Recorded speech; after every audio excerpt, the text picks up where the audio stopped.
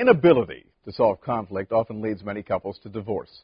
But some research shows about 70% of the problems that people argue about in marriages are unsolvable. So how do you fight fair? How do you both win? How do you both walk away satisfied? Joining us to talk about this morning, Dr. Tabitha Johnson, a relationship and marriage counselor. First of all, I think we have to point out the fact that most of the stuff we fight about really isn't important. I mean, we bicker. Yeah.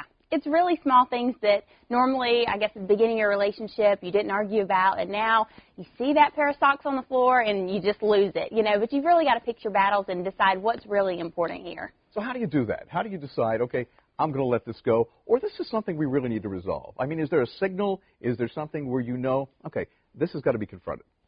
I think it's just going to have to be your own relationship and kind of checking yourself and reminding yourself, what are the big things, in the grand scheme of things, is this really a big deal? And figuring out what can I live with and what can I just let go. And you also point out that it's important to choose the appropriate time. And sometimes when the issue's rearing its ugly head, maybe that's not when you should deal with it. Yeah, you need to know your partner's personality and your personality, and you also need to choose the time. I mean, if your partner's about to walk out the door and head to work, now's probably not the best time to bring it up. Or if you're, jumping out of the car to head to church or whatever it may be, and you're not going to have adequate time to talk about it, it's probably not a good time. And you've talked about this before. You can say, all right, look, I know we need to deal with this. Let's set an appointment. Exactly. And make sure that we confront it and get it off the table. Yeah, set a time, and I really encourage people, if at all possible, don't fight in the bedroom because, that's supposed to be kind of your sanctuary away from everything else, and you don't want that to be kind of the battleground or a hostile area. You want that to be kind of a retreat from everything else. That's it. I posted on Facebook that you were going to be here this morning, and I asked some of the people that are watching us, how they fight fair. Mm-hmm. And Bob wrote in, he says, I always start every little disagreement or discussion with, know that I really love you. And then Princess wrote, she says, we vowed never to go to bed angry. And they sound like two simple things, but I guess they're effective. Yeah, really big things, not going to bed angry. And we've talked some about the need to take a time out because, sometimes it just gets too heated. And when you need to take that time out, that's different than let's sweep it under the rug and not deal with it. But because I think dealing with it and not going to bed angry gives you that opportunity to make sure that the air is clear. And a lot of people, they don't take time out, so they just sweep stuff under the rug, and then all of a sudden, your rug in your living room looks like some sort of a mountain because you haven't dealt with those things, and then it gets really icky. So the rule about not going to bed angry is a really good rule. And I've got to admit, I'm guilty of this. Sometimes when you deal with things in the heat of the moment, you let words fly that you shouldn't have.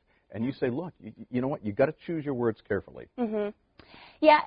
There's a couple of words that I encourage people to really just kind of take out of your vocabulary, and that's always and never. Because if I came up to you, if you were my partner, and I said, well, you always do such and such, you can almost see the finger pointing at you, and it's going to make people feel attacked, and it's going to make people automatically become defensive. And so that's going to set up a really bad flow for things to come afterwards. How about the word but? I think but's okay. I really enjoy our time together with your mom, but I need a little time here. And so I think that's great. If you use it in that, if you use it in that context, maybe.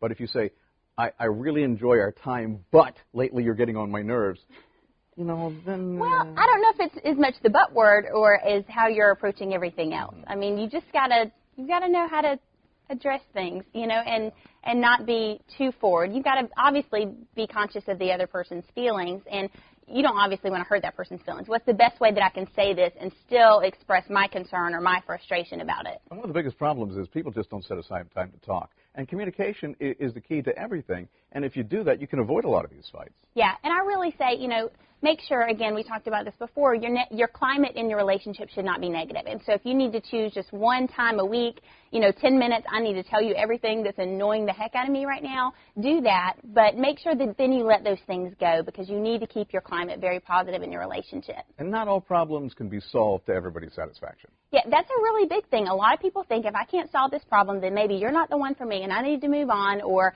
we just can't, we're just going to have to live like this. But only about 30% of all problems in a relationship can be solved.